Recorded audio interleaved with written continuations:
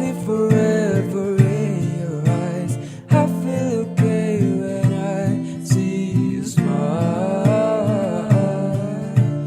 Smile. Wishing on dandelions all of the time.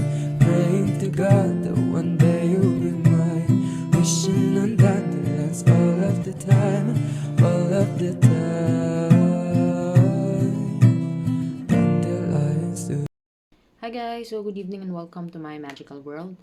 I am Frostbite, and if you are new here, welcome. I do discuss a lot of things here, and if you are there, uh, stay still, and we're going to start. So currently at 7:54 in the evening, and tonight we're going to discuss about 9 tips for vaginal and cervical health every woman should know. So if you are a guy, of course, if you are a man, you can still stay with me, because who knows, right? You understand women better with these things because eventually you'll deal with women, right? So yeah. So first, let's talk about pop test, right? So how often you should have a pop test? How contagious is HPV? Is cervical cancer a real threat? So this content is mainly for women to addresses their issues if there are any. So we will explore these serious questions along with more commonplace ones. So we all have different levels of comfort with our bodies, and yet knowledge and proper care of our female reproductive organs is a vital to our overall wellness as any other area of healthcare. So it's important, guys, down there. So here are one of tips that you could probably follow, or um take into consideration. So first is have a pop test every 3 years. So well, if you don't know yet, a pop test screens for indication and presence of human papilloma virus or HPV, such as abnormal cell growth. HPV is a sexually transmitted disease that now affects 70% of women. It has me- it has many benign strains that easily resolve themselves. However, two strains of HPV can lead to cervical cancer. If abnormal cell growth is caught early, if abnormal cell growth is caught early, treatment is highly effective. So it's important, if you, you knew it like earlier, so that you could have like prevent the possible serious outcome of this certain illness. Um, it is recommended that any monogamous women or women who aren't sexually active have the pop test every 3 years. So, in very rare cases, cervical cancer and HPV can still present itself. The second one or second tip is know the sexual history of your partner. So, eventually, if you want a partner, you have to know their background, where they came from, guys. It's really important that you guys should talk about these things. HPV is highly contagious during sexual intercourse, even when a condom is used. So it doesn't really matter if you have condoms, but it is still out there.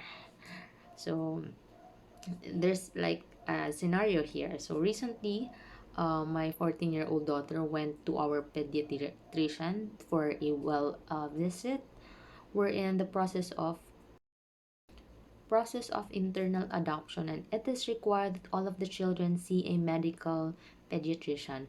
We were told to get the cervical cancer vaccine, and that my daughter could get cervical cancer just by touching someone's hand at her high school. So I went home and do the research, and yeah, totally freaked out and wanted the vaccine. We confirmed that the following cervical cancer cannot be caught. It involves It evolves from two strains of HPV as mentioned above. So, is this true? While extremely unlucky, it is theoretically possible. So it's possible, guys. So might as well like have this precautions before indulge into things that are serious. So yeah. So tip number three: use general self-care principles to prevent disease. HPV can hibernate in the body for decades. It can remain harmless. It can also lead to abnormal cell growth. So it may come as a surprise, but the best way to prevent abnormal cell growth is through proper nutrition, sleep, exercise, and reduction of stress. Um, if you are watching here right now, I know that you are all caught up with the future, but it is important to be physically present, right? So I'm just reminding you. Um, Conversely, addictive behaviors like smoking increase one's chance of precancerous or cancerous growth by weakening the immune system. So it's important to make your to have like an extreme what do you call this, good immune system, guys. Fifth one is sleep without underwear. So I know that not a lot, but I think there are women who do this a lot, like sleep without underwear. So it's actually like what do you call this, advantage. Fresh air is good everywhere for everyone. If you're comfortable adapting your sleepwear, the best way to dress for bed is to dress down. Yeast and bacteria are more likely to grow when underwear is worn around the clock. This is especially true if underwear is made of synthetic fabric, silk, or lace. Organic and dyed cotton is the best material. Loose fit clothing and skirts are best for vaginal health for the same reason. So, I know that there are other reasons that you could probably tell me why you aren't wearing underwear, but that is actually like a good thing. Um, it makes you feel loosen up, when you're going to sleep, and your other your other reasons.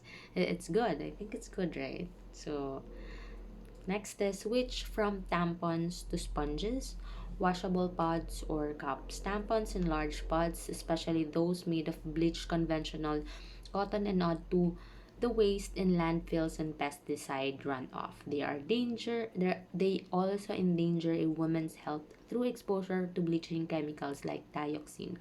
Large pads made of plastic cut off airflow and can cause infection. Tampons disrupt the balance of good flora. They can also lead to toxic shock syndrome and disrupt the normal pH of the vagina, which can lead to bacterial overgrowth. So it needs to be balanced, like all the bacterial down there, the good and the bad, it needs balance because overgrowth of those is extremely not good. So make sure to take care of what you use down there, guys, right? Next is pee before and after sexual intercourse. So this simple practice helps to prevent UTI or urinary tract infections. UTIs can occur when germs are pushed into the urethra during sexual intercourse. Peeing cleanses the area and is extremely effective in preventing infection. So please, guys, please, even though things get so extremely tiring, go to the restroom and pee after and before doing those things. Okay, so make sure to pour it out on the on your on on the restroom. Okay, you should also pee after sex to help expel any semen. um if condoms aren't used, of course. Semen has a basic pH, whereas the vagina is acidic. When semen is left in the vagina after sex, it upsets the pH balance and leaves the vagina more vulnerable to bacteria and yeast overgrowth. So make sure to clean up. Always do that, guys. Make it a habit. I know things have been so good when you're doing that, but make sure to clean up. Next is wash with only water. The vagina's pH is disrupted by soap, sprays, wipes, or practices like douching. The vagina is also self-cleaning, so you don't actually need to worry about it. It's an internal organ that needs special attention only if the balance has already been disrupted. So warm water and no soap is the best way to wash. So I know they have been advertising a lot of products, but this is the best, guys. It's just supposed to be water, warm water if possible, and no soap. The ninth tip is choose birth control methods that support your overall wellness and your vaginal and cervical health. So, hands down, the best form of birth control for your body is natural family planning, as outlined in Tony Washable. I don't know how to pronounce it, guys. So, she teaches you to know your body cycle with humor, respect, and thoroughness. So, it's like a fertility calendar. I'm not sure, something like that. So, other women use IUDs, and other things as well. Those are the things that you could possibly use. IUDs are not a natural choice for birth control. The risk far outweighs the convenience and effectiveness that IUDs provide. So you always have a choice, guys. So make sure to consult. You can consult and make sure to choose what is best for you. Okay, so those are the things that you need to know as a woman. And if you aren't women, it's good that you hear things like this coming from a woman myself. So yeah. Okay, so guys, I'm just going to remind you that if I made any mistake here in my video, since this is like an impromptu thing, and uh I also put it out there with you guys in the universe, so you don't actually have to tell me. So I know that. So I just want to thank you all for having the time to listen, and for always being there for me. So thank you, guys, and thank you for helping me make this world a better place for all of us and for the future generation. I do appreciate your presence here, and see you again. Bye. When you go, won't you let my darling know that until